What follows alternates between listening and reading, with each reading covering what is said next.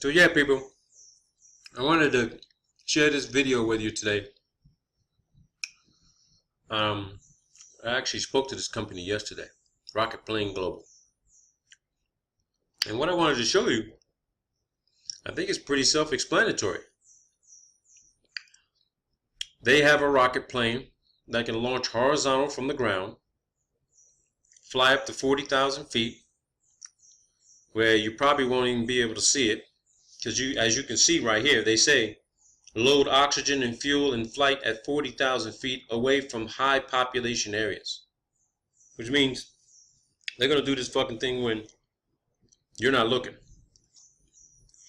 And this thing detaches with oxygen in it, liquid oxygen, with a payload or people, and it flies up to 120 kilometers at Mach 11. So that's just a little bit, that's just above the Kármán line spot of 400,000 feet, right? They launch a payload. The satellite is released above 100 kilometers altitude, then is delivered to orbit by expendable boosters. Satellite may be 1,500 to 3,000 kilograms, depending on orbit, or 1,800 kilograms to space station. Then they glide back to flight altitudes. Now, why are you posting this video, Robert, and showing us this? If you read this data and go to this website, you'll see why. This company has been in existence since 1995. Now, I know the naysayer says, yeah, the shuttle was underdeveloped in the 1970s. Yeah, fucking great, fantastic. But just because the shuttle was being developed in the 1970s, and this company didn't pop up till 20 years later, what makes you think that NASA's shuttle wasn't doing the same fucking thing? Yeah, we've seen these fucking launches on television. People say that they've been at the Kennedy Space Center to see these launches. But as many videos we've all looked at to watch the shuttle take off, right? You see it take a vertical launch, then it takes this, flips upside down, and then takes a horizontal trajectory, right? Okay. 10,000, 12,000, 15,000 miles an hour. Gets to about 17,000 miles an hour. At least that's what they're showing you on the video telemetry of what the data is telling you. Everybody can believe that that's real fucking telemetry data. I don't. I want to know the genesis of that data. Just a fucking software program. We can do that shit on Flight Simulator. Come on, man. There's a shitload of programs out there that can do that. But my point being is that the shuttle takes a horizontal trajectory. And you can be on the ground at Kennedy Space Center and watch these things launch. But then eventually, you can't see it anymore. After it's separated from the main fuel tank, after the solid rocket boosters go away, you see that, right? And then it continues on with the main fuel tank. And then you can't see it anymore, right? So after that, when you can't see it anymore, you basically say, that was fantastic, that was great, it's beautiful, it's awesome, wow, we can do some incredible things.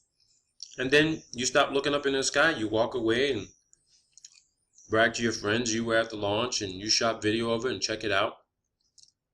NASA's got videos out there where they actually show these launches in high definition now, so people can see them up live and personal.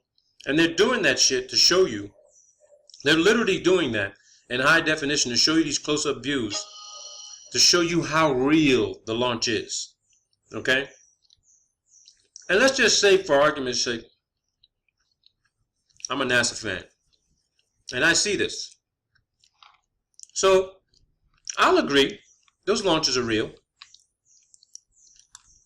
But it's where you fucking go after that.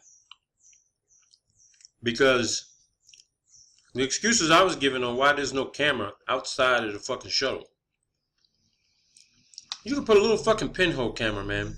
You can put a camera about the size of a fucking $50 right on the top of the fucking windshield outside the fucking shuttle, giving you, I mean, you can do that shit with cars. They putting cameras out on the bumpers outside of fucking cars. They putting them on the front end of the car, the rear end of the car. I've even seen cars where they got fucking cameras right on the fucking mirrors, the side mirrors, so you can actually see inside your car where, if anything's coming up on a blind side. So if you can do that with a car, why the fuck you couldn't do that with the shuttle 20 years ago? They could have did the same thing, right? But the view they show you all the time is something placed on the solid rocket boosters or the main fuel tank, right? They show you the cameras there. But they ain't putting nothing on the shuttle. They got a few cameras on the shuttle. They said, oh yeah, there's internal cockpit view of cameras inside it. But you can't see shit out the fucking window. And the excuses that I've heard on why they don't do that, because if you put a camera on there, you got to change the entire design of the fucking vehicle. Bullshit. That's a bunch of aerodynamic, rocket engineering fucking delusion. These cameras don't need to be that big. You don't change the fucking aerodynamics that fucking drastically, where you still couldn't get the fucking thing up there when you got over fucking 100,000 pounds of fucking thrust. I mean, really. So, looking at this website, you gotta ask yourself, is this how NASA was doing it? Because I've seen photos, which I'm gonna show you right now, that were taken from the STS, and it sure as hell don't look like they're in fucking space. It looks like they were flying around, just like this fucking rocket plane right here. So stand by. Let me show you the photos. So here's a photo taken from, what was it, STS-127. STS-127 was flying in the atmosphere. Okay? Now you tell me, does that look like it's from fucking space? That's during a sunset. That's STS-127. They say this photo was taken from space. You know, maybe 262,000 feet, maybe 300 some odd thousand feet. But remember, it's a fucking shuttle. It's a rocket plane. That's where this photo was taken, people. There you go, right there. So, back to this company. I can tell you here right now, it is of my belief and understanding that NASA has been doing this shit before this company did. This company probably filed for the patent to develop this capability. They're still in the financing stages. They're trying to bring this to market, and they're taking on investors. But when you look at this concept, you look at this drawing, you look at this idea, you just need to ask yourself, is it possible? Is it plausible that this is exactly how the space shuttles were operating? Nothing ever went into free space or the vacuum. Nothing. The ISS can't be at 245 miles because 100 kilometers is 62 miles, 65 miles. Highest rocket launch, 73 miles. Now, when you talk about the main fuel tank and solid rocket boosters, let's just say they can get to about 100 miles. Do you really think the ISS is at 245 miles? Moving at 17,000 miles an hour? 17,000 miles an hour. You really believe that a 50,000 pound telescope could fit inside the ISS? The space shuttle? A 27,000 pound telescope could fit.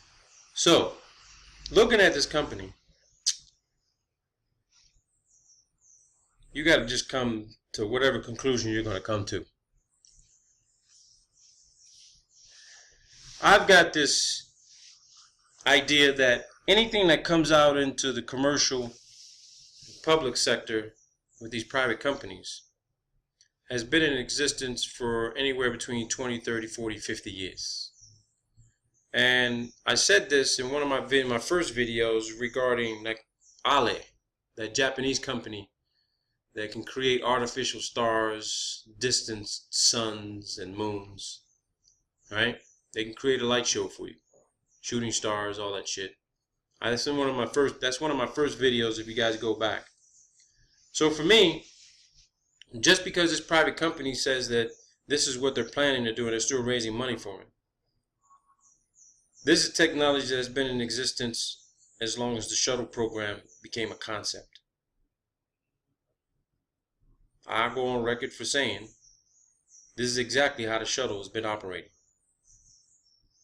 It's never been 240, 300 fucking miles capturing the fucking Hubble or docking with the fucking ISS in free fucking space in microgravity for weeks, months, or 15 fucking years.